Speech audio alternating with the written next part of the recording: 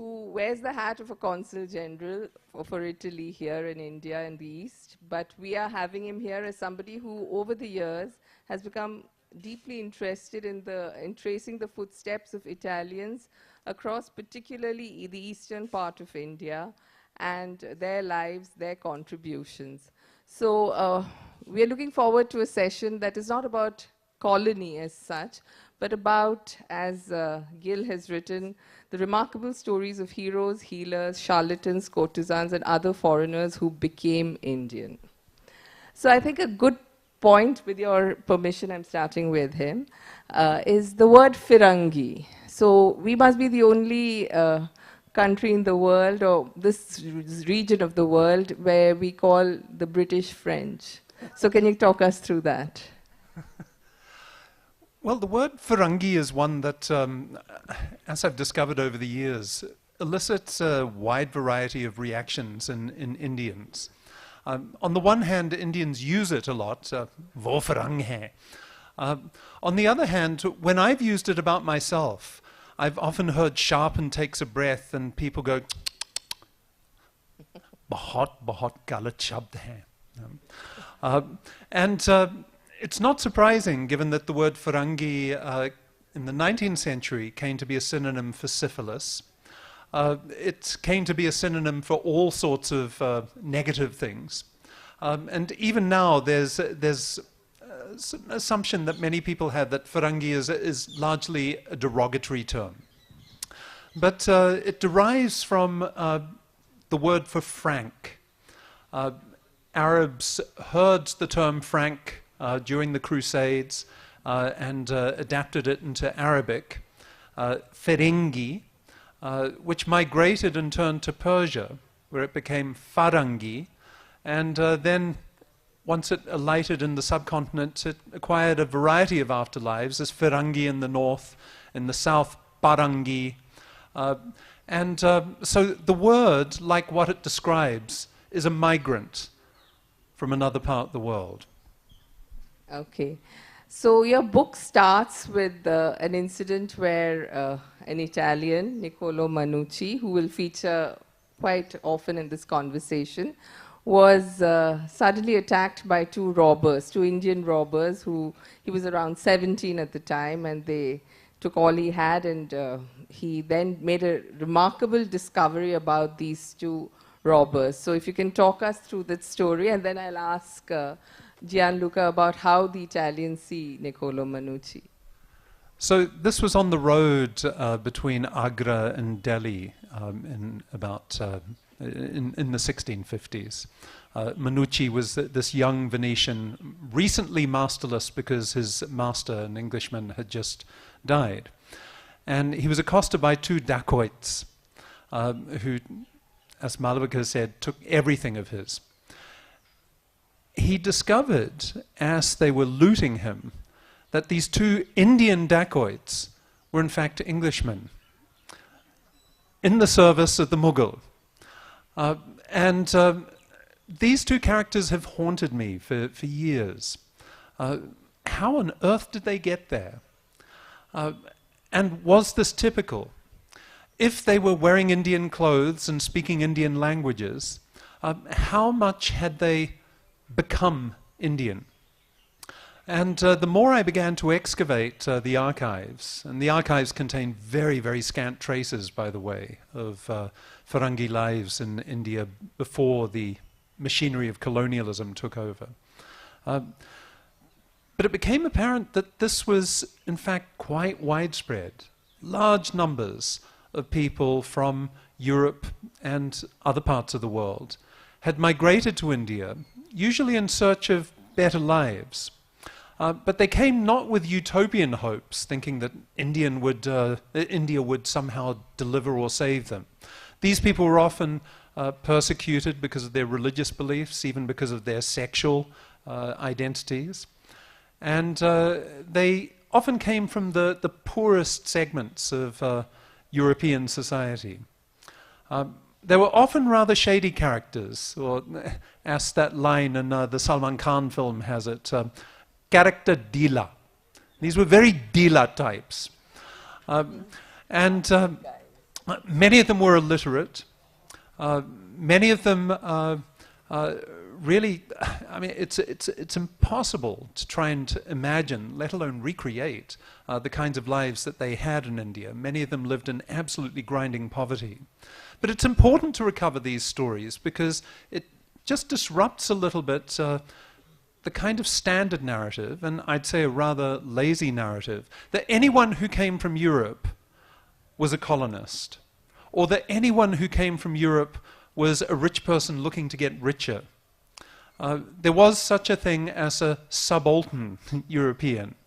In fact, there were many of them through the 16th and 17th centuries. And Manucci himself, after being robbed by these two dacoits, their names were Reuben Smith and Thomas Roach, he himself became one of these sort of slightly dila characters who, for most of his life in India, and he would spend the next 57 years in India, he never left, but he practiced variously as a physician, as a mercenary, as basically an anything-for-hire type.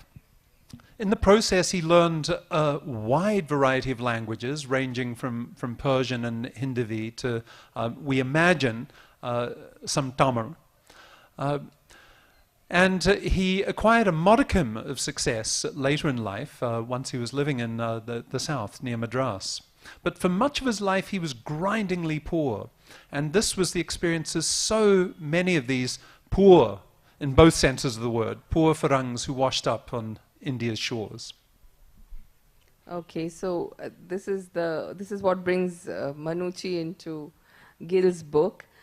You have a couple of books. If you could just hold up these books. These are considered not entirely true, but largely some of the finest documentations of Mughal life and court life in India. Can you just hold up those books, Gianluca, or give them to me? Here we have a biography written by an Italian scholar on Manucci's life that has been recently translated also into English. There is a new biography coming out in Italian as well, which hopefully will also be translated into English.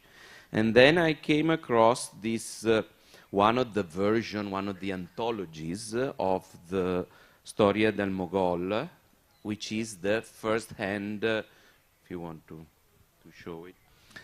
Can the camera focus on me?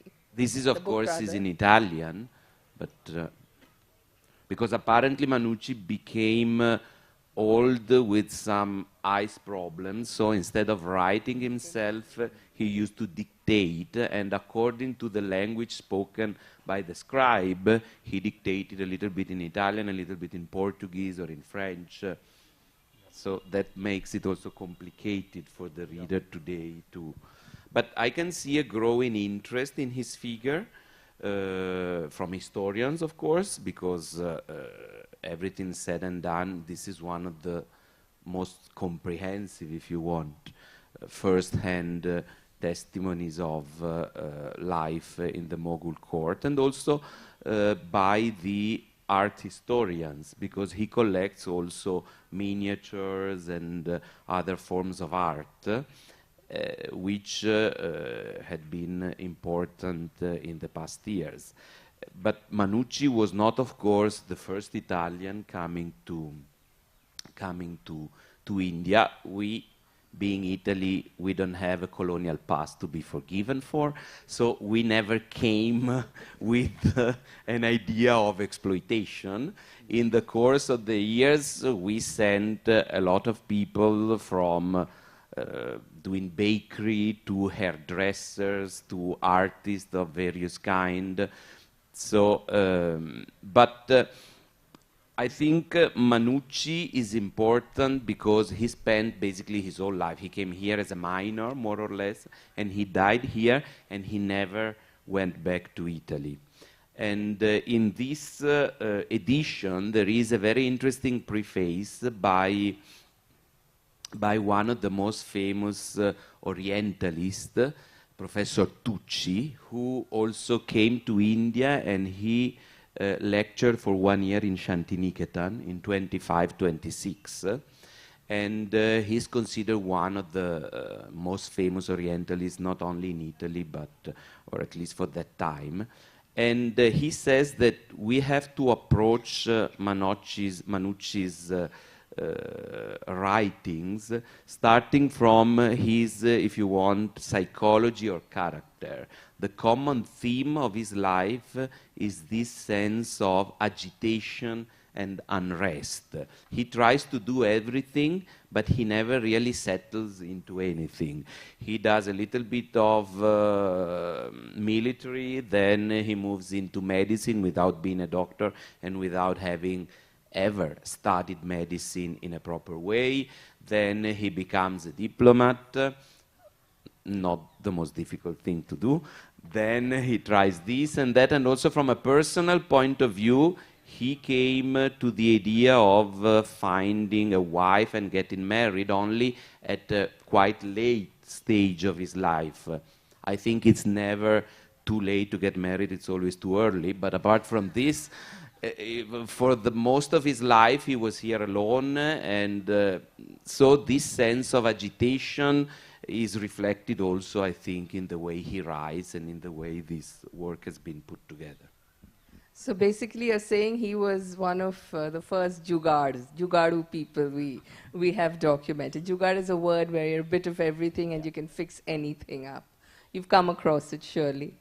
So Manucci is where you start, but you have this other very interesting Portuguese person, and this is another recurring theme through the book, that many people come to India as a refuge from religious persecution. So Garcia da Horta, the Hakim. So while Manucci had a little tryst with Siddha Vaidya, this Portuguese man was a Hakim. So tell us a little bit about him, his obsession with mangoes and all of it. Garcia da Horta is an absolutely fascinating figure. He's reasonably well known to people in Goa. There's a park in Panjim called Jardim Garcia da Horta. What people don't know, Garcia da Horta had come to Goa as the chief physician to the Portuguese Governor General. And he presented as a good Christian. But there was another reason for his coming to Goa. He was a Jew, an undercover Jew, and he was escaping the spectre of the Inquisition, which had just been set up in Portugal in the year that he basically abandoned Lisbon.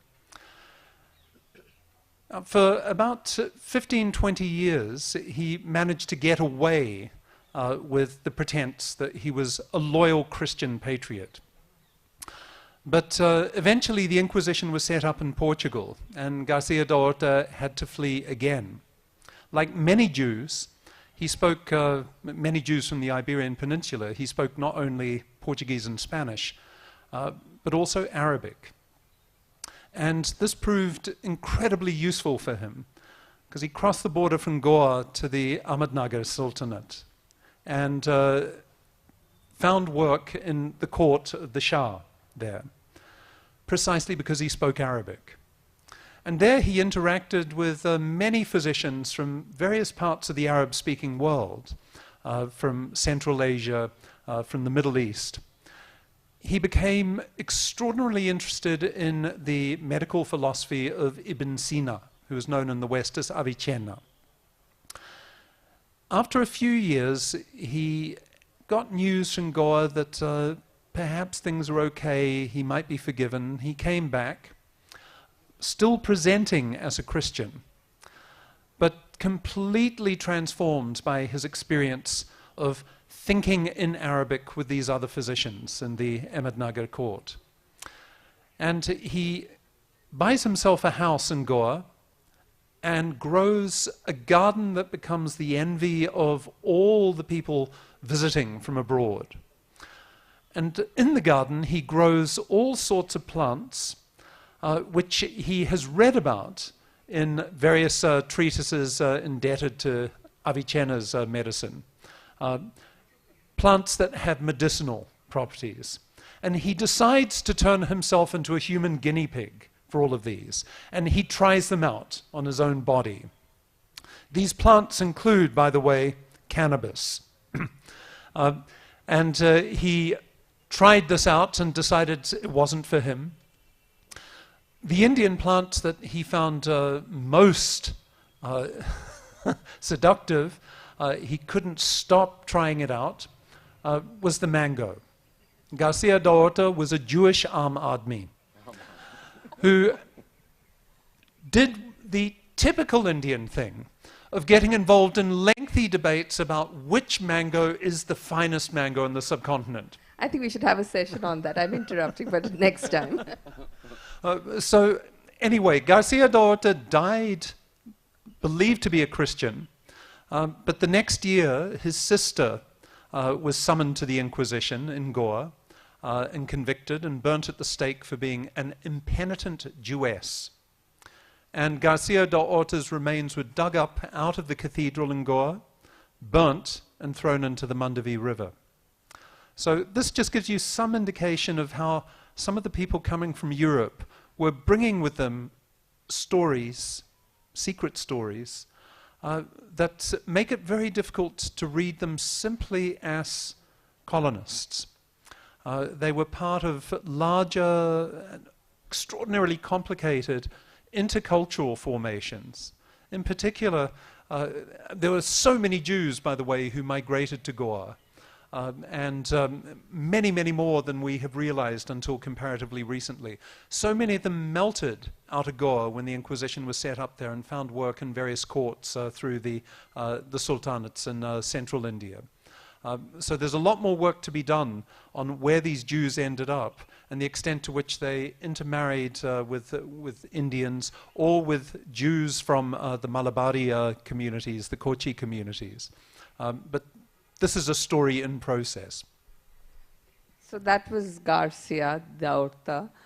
Before I come back to Gianluca, I also want you to speak about Patri Guru, also known as Thomas Stephens, who wrote something, who wrote an epic called the Christa Purana, which was about Christ.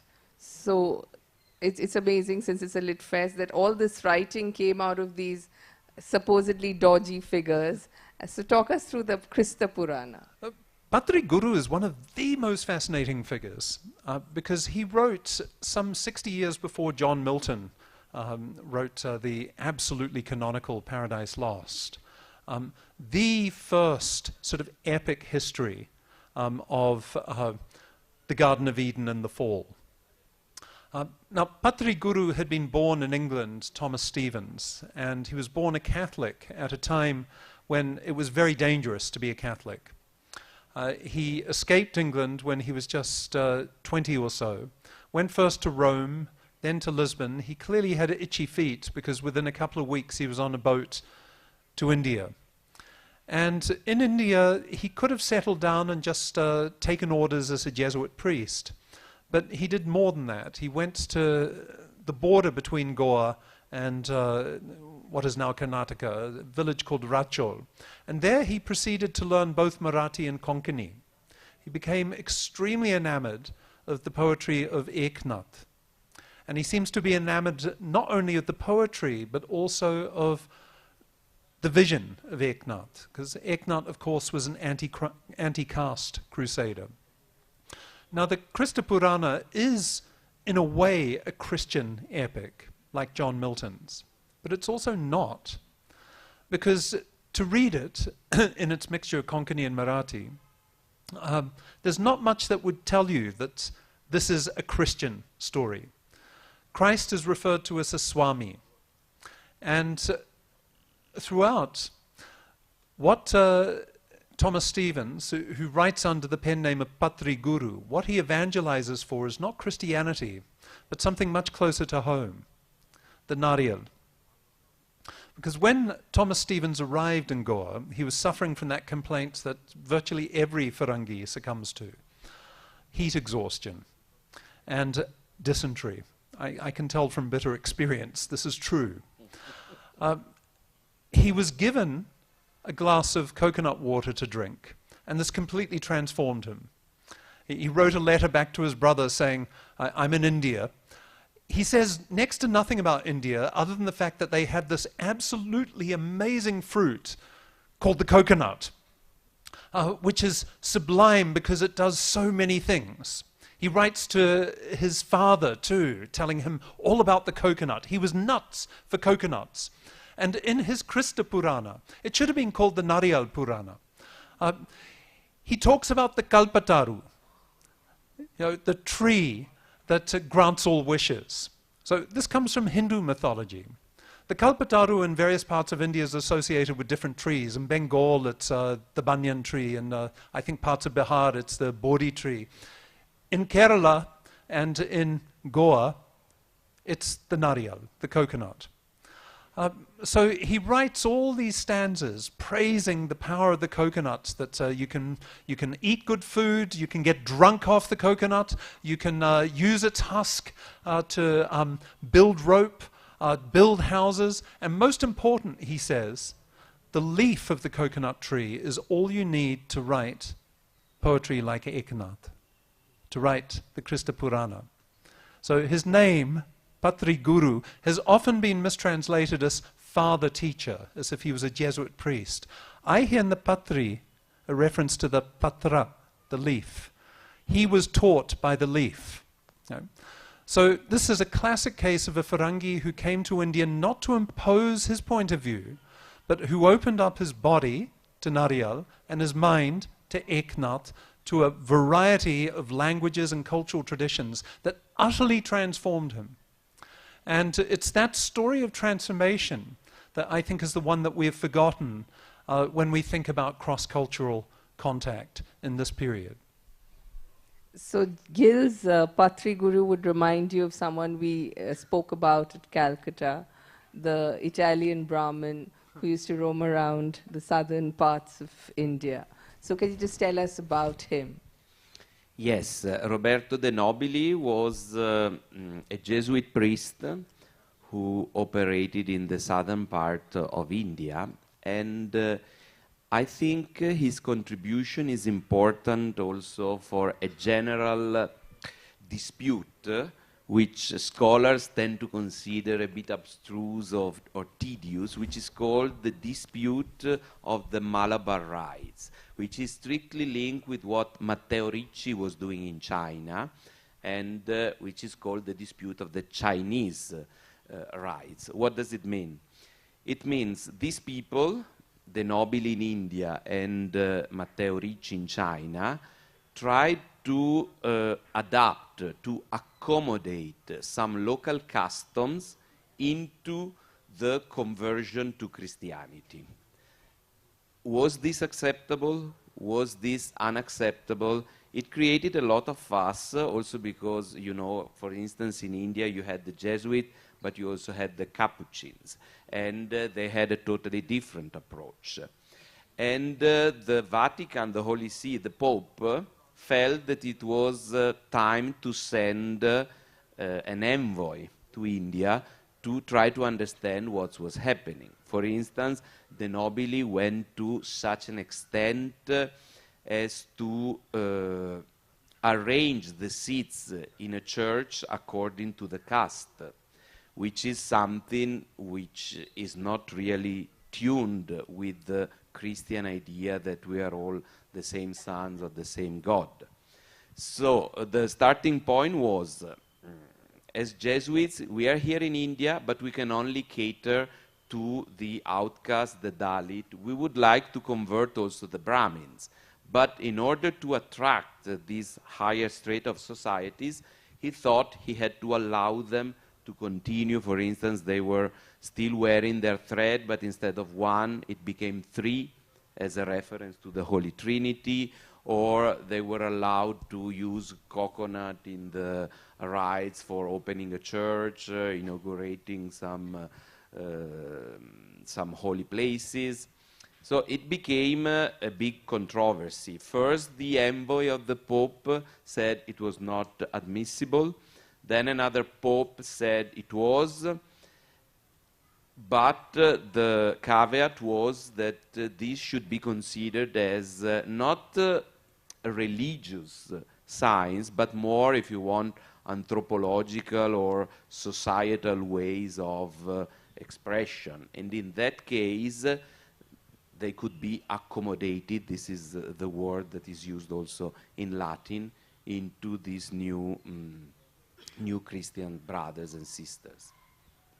So from these religious people who were first fascinated by fruit, how difficult is it to find any evidence of the women of the time? You have two women there, and I had to ask about them, of course.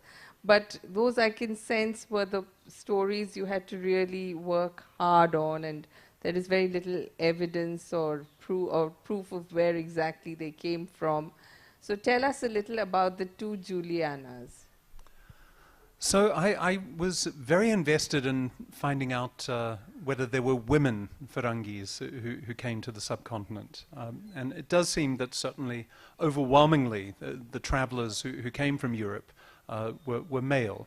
And it's no surprise that a largely patriarchal order in Europe kept women sort of domesticated inside, and men were much freer to roam. But still, some women made it somehow to the subcontinent. And the archival evidence is close to non-existent. But it's a little bit like sort of trying to chase a vapor trail and find something substantial at the end of it. We're dealing with the most sort of ephemeral and flimsy evidence. But I came across oral traditions about a Juliana. There's a place in Delhi called Julena Sarai, which is near Okla. And I wanted to find out more about this Julena Sarai. And I found out that there was a woman who'd been a landowner named Juliana in the early 18th century. Now, who was this Juliana, and why would she have a name like Juliana? How did she come to own land? It turned out, after a little bit more investigation, that her name was Juliana da Costa, so of Portuguese origin. And she'd been an advisor to the Mughal Shah Alam, a very respected advisor, to the point where she seemed to have been entrusted with a great deal of the affairs of state, and was rewarded for her service with the award of land holdings in what is now Julena Sarai in Delhi. But this Juliana da Costa, even though she was, there are some records of her in the Portuguese accounts of travel to India. Portuguese people made presentations to her in the hope that she might be able to convert the Mughal emperor to Christianity. I mean, this is wishful thinking of the highest order, which Juliana da Costa must have found quite amusing because she didn't speak Portuguese. She spoke Persian because she'd been born and raised in India. She'd been the daughter of one of these character dealer types, a da Costa, who in fact met Manucci in Lahore. And he seems to have been one of these sort of mercenary types who had fled from the Estado da India and sought other masters. And Juliana seems to have been born after da Costa Sr. found some service in the court of Shah Jahan and then Aurangzeb. So this Juliana seems to have been born in India, raised in India, was to all intents and purposes Desi, but she was a Christian. And there's still a church in Julena Sarai that bears her name. Now, her story has been confused with the story of another Juliana. There was a Juliana in the 1590s who seems to have died tragically young, who lived in the harem of Akbar. And as far as we can tell, this Juliana was the daughter of, believe it or not, Akbar's Qazi, who was an Armenian Christian. Only in India can this have happened. that the Qazi was an Armenian Christian. Juliana became the parent of 2 boys who were the best friends of Jahangir. And one of these boys became the governor of an area in what became Rajasthan, and became a fairly important figure when the English appeared on the scene and they realized, oh, there's a Christian who is a governor in the area. But it's Juliana's story that interests me because as far as I can tell, she never ever left the harem. But that doesn't mean that her story was a tragic one. We have a tendency to think, largely under the influence of Western narratives about what life in the harem must have been, to think that women in the harem were absolutely disenfranchised, basically sexual playthings for the emperor. And nothing could be further from the truth. The harem was very much an alternative universe in which women enjoyed all sorts of freedoms and had a great deal of influence on affairs of state, as the case of Juliana da Costa makes clear. What's particularly interesting is that the harem was a profoundly multicultural space in the Mughal period, also for the Rajputs. You had women from so many different cultural backgrounds who would end up there. And the harem often became a space, a sort of cultural laboratory, in which all sorts of artistic experiments with dance, with music, were attempted. And Juliana seems to have had some familiarity with dance and song. So was she a caged bird singing, in the words of Toni Morrison? Or was she someone who had a little bit of agency as someone in this extraordinary cultural setup in which women were constantly speaking with each other, exchanging stories, exchanging cultural proficiencies, and developing these new forms that we would come to associate later very much with the apogee of Mughalai culture. So Kathak, for instance, seems to have acquired all sorts of new forms as a result of what happened to it in the Mughal harem at about this time. But beyond that, all we can do really is speculate about this Armenian Juliana. There was also a Polish woman in the harem of Humayun. There are various other sort of vapor trails that I've tried unsuccessfully to chase. But it's clear that there were many more women moving in and out of India, often from poor backgrounds, but ending up in the harem, than we have realized hitherto. So he's talking about how these were artistic laboratories for the arts, basically. Now, there is a suggestion which he has kind of dismissed that the Taj Mahal has a connection with Venetian and Florentine artists. And his name, you'll have to help me with, Geronimo? Veroneo. So, have you heard about this theory that the Taj Mahal is, has an Italian, it's actually Italian design? Yes, there is this theory. I was reading some years ago an article published by a local but national, very reputed newspaper, talking about this graveyard in Lahore, where apparently the tomb of this Italian guy is, and where the guardians of the graveyard, they, generation after generation, keep on telling the guests of the graveyard, this is the tomb of the guy who designed the Taj Mahal. I don't want to say that the voice of the people is the voice of God and therefore the voice of truth. There are definitely arguments pointing against this guy being the architect, but I would like to advance a few points. First of all, probably he was not the master architect in the design of the grave, because at the end of the day that is what the Taj Mahal is, because as an Italian, probably educated in Italy, he didn't have knowledge of this particular kind of architecture. But this guy was a jeweler. He was an expert in all sorts of gems and stones. And apart from the architecture, what is so beautiful in the Taj Mahal? The decorations made with pietra dura. These mosaics, these inlays of stones into stones, they come from Italy. They come from Florence. They were mastered under the Medici. And I would say it's not unlikely that they were known also here.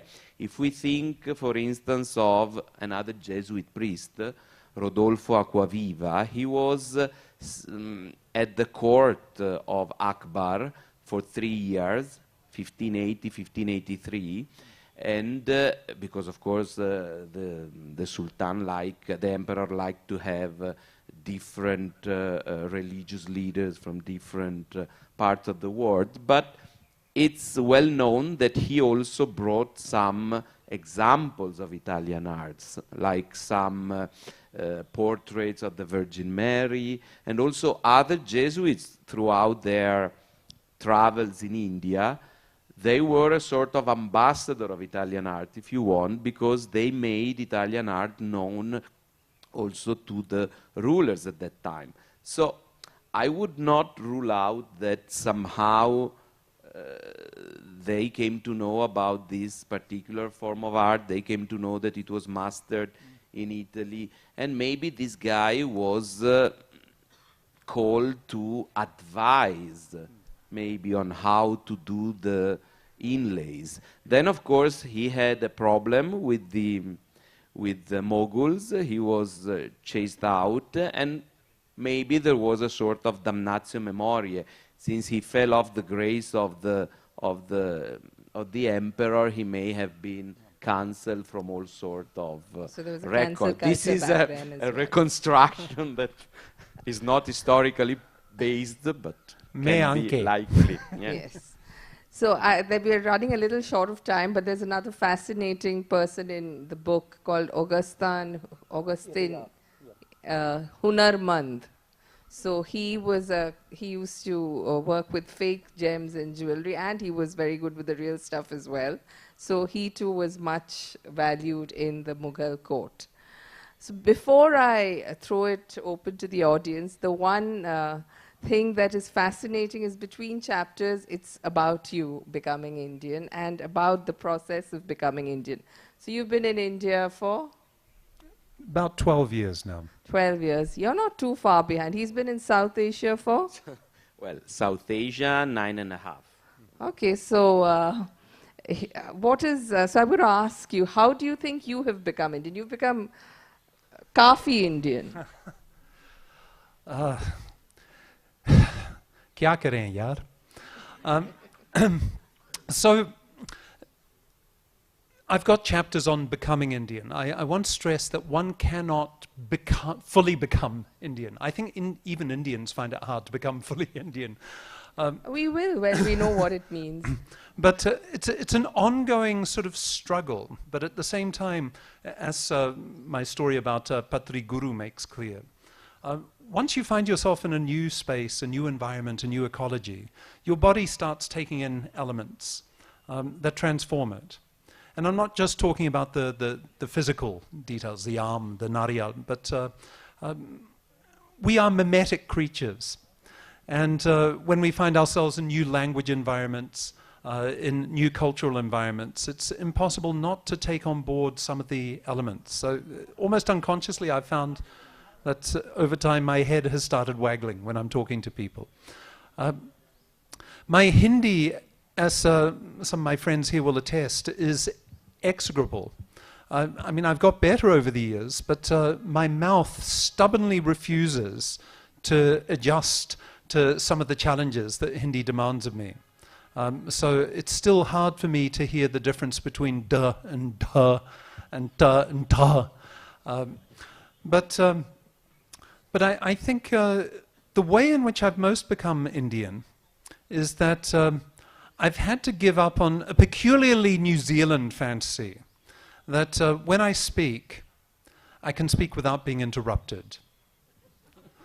You might have noticed I've been quiet until this interruption. So I've been interrupted in more languages than I know. And it's not surprising in a land of 1.5 billion people. One has to sort of get used to multitasking. One has to get used to having several conversations going at once, and often in several languages at once.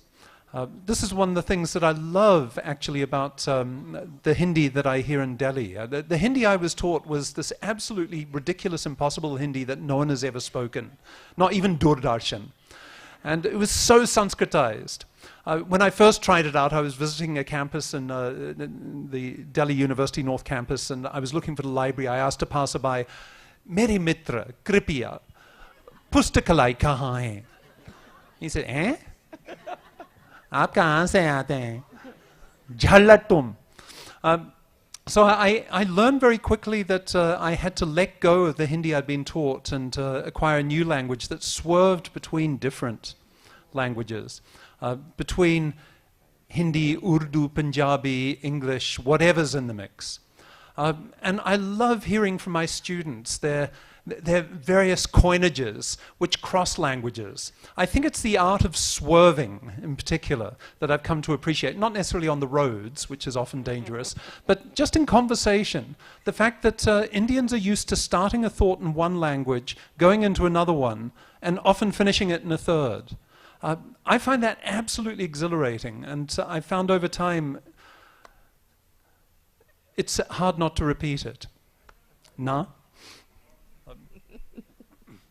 So what about you? You've been in Pakistan, India and Sri Lanka. Well, my situation is completely different because we are never posted too long in a country, exactly because they don't want us to become too close to the country on which we have to give a sort of detached and objective series of judgments for the headquarters. So I think I will never get closer to what he is. Okay, so I'll just take a couple of questions. So should we first take the questions, and then I would ask you about the very important contribution of Italians in the critical field of food. But let's first take some questions.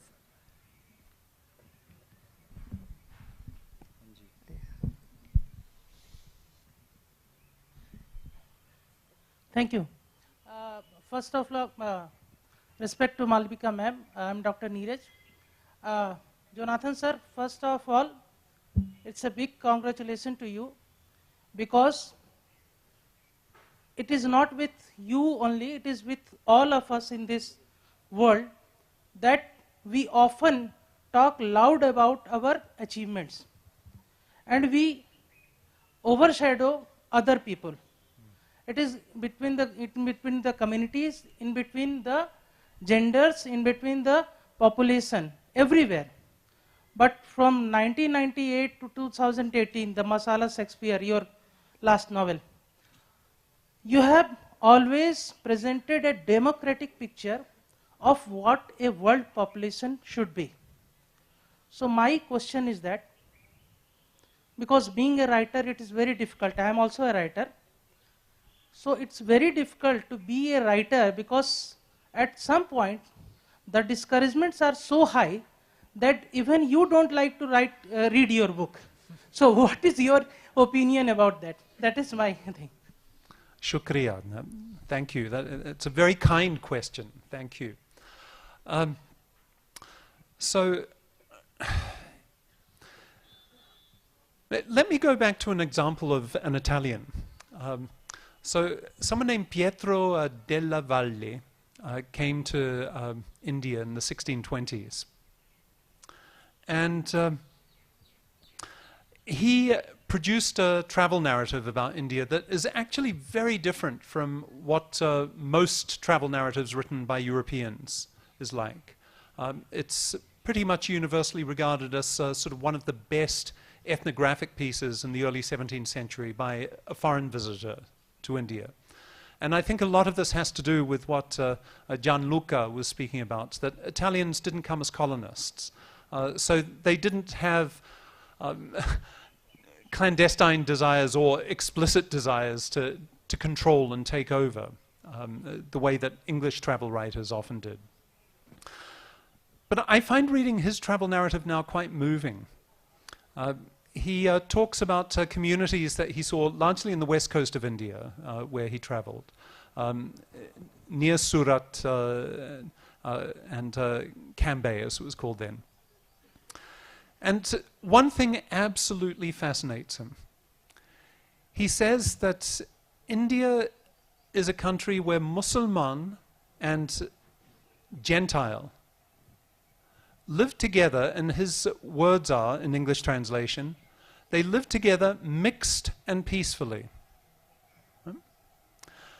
And he then describes another incident where a Muslim thief who had lost his hands because he'd been convicted was looked after by a Hindu community who made sure that he had all the food he needed, all the support he needed. Now, I don't think this is utopian wishful thinking on Della Valle's part. I think it describes an actual lived reality. This is part of what attracted me to move to India, in fact. I'm the child of Holocaust survivors. I've lived with the spectre of fascism and totalitarianism in my life, and the spectre of extreme violence based on a sense of one's communal insecurity and communal supremacy. And we're seeing a lot of that right now. But still, this country has a heritage, despite the attempts to narrate the past as one involving violent foreigners coming in, waving swords above their heads and trying to take over.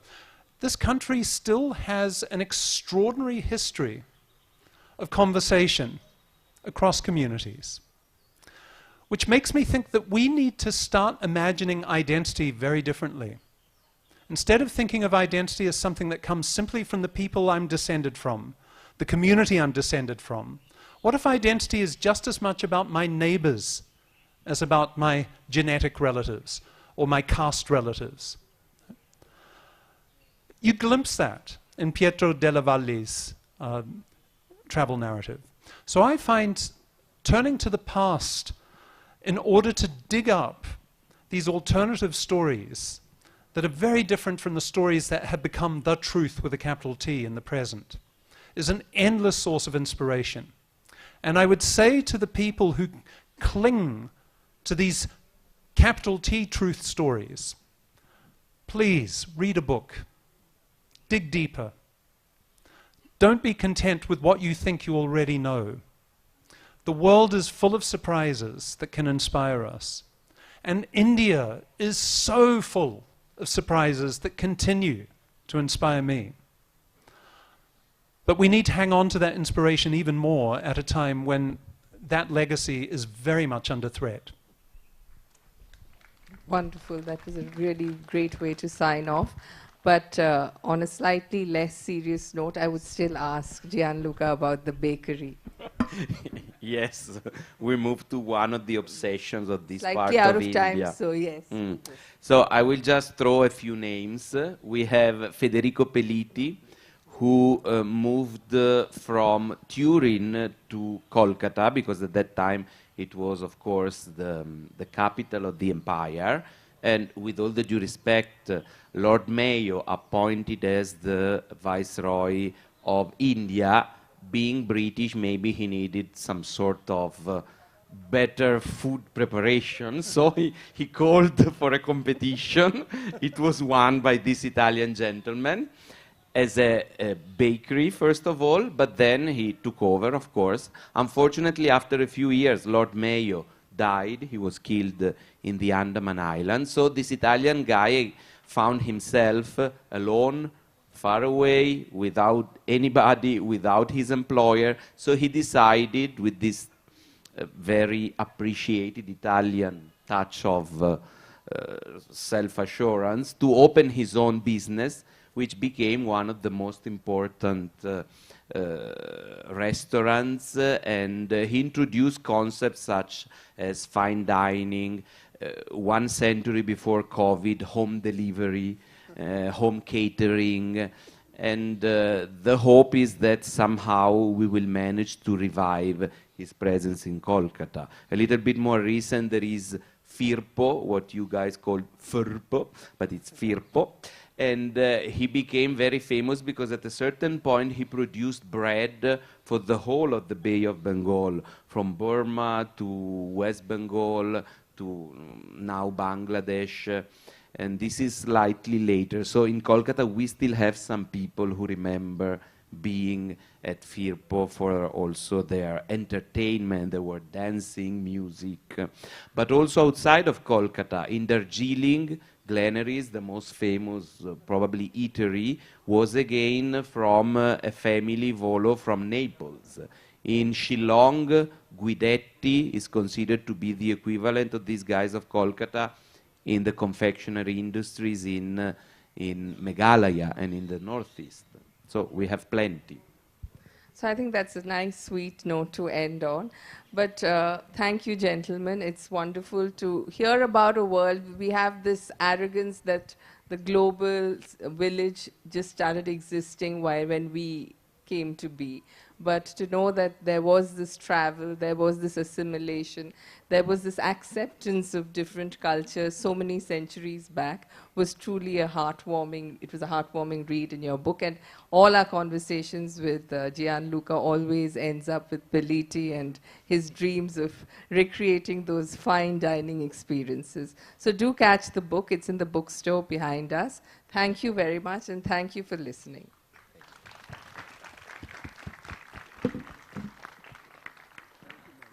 Thank you very much, Mr. Jonathan Gill Harris, Mr. Gianluca Rubagotti, and Mrs. Malavika Banerjee for this wonderful session. Thank you very much. So with this, we come to the end of the first session for today, the First Firangs. Well, moving on to our next session for today, titled, Will OTT Kill or Revive the Feature Film?